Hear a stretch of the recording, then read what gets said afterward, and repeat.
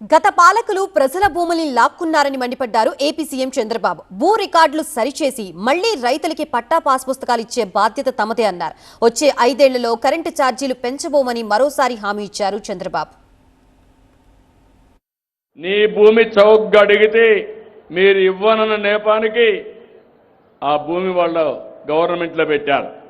ఇప్పుడే మిత్రుడు చెప్పినట్టు ఇంకో పక్క బెదిరించారు. బెదిరించి మీ ఆధీనంలో ఉండే భూమిని వాళ్ళ అనుమాయులకు రాయిచ్చేశారు. ఎవరైనా స్వార్థపరులు మేము ఇప్పిస్తామని బేరాలు చేస్తే మాత్రం మీరు జాగ్రత్తగా ఉండండి. నా ఆలోచన ఒకటి, ఒక్క పైసా అవినీతి లేకుండా మీ భూమి మీకు పట్టా ఇప్పించే బాధ్యత నేను తీసుకుంటున్నాను. తిరుపతి లడ్డు కల్తీ చేశారు. నాకు రిపోర్ట్ వస్తే ఆ విషయమే చెప్పాను. మీరందరూ గుర్తుపెట్టుకోవాలి, నేను ముఖ్యమంత్రి అయిన మొదటి రోజున నేను నా సెక్రటరీని పెట్టుకొని రెండో సంతకం తిరుమల తిరుపతి దేవస్థానానికి ఈవోనేశాను.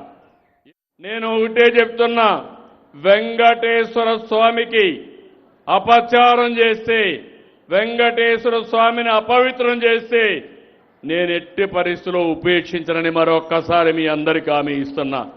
నేను చెయ్యను, వేరే వాళ్ళని చేయనీయను.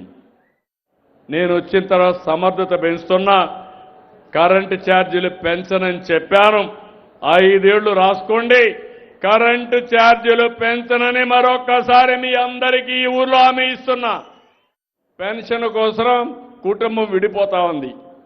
ఇండ్ల కోసం కుటుంబాలు విడిపోతున్నాయి. రేషన్ కోసం కుటుంబాలు విడదీసేస్తున్నారు.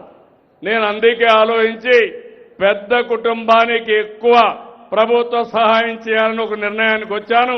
తొందరలోనే వస్తాం.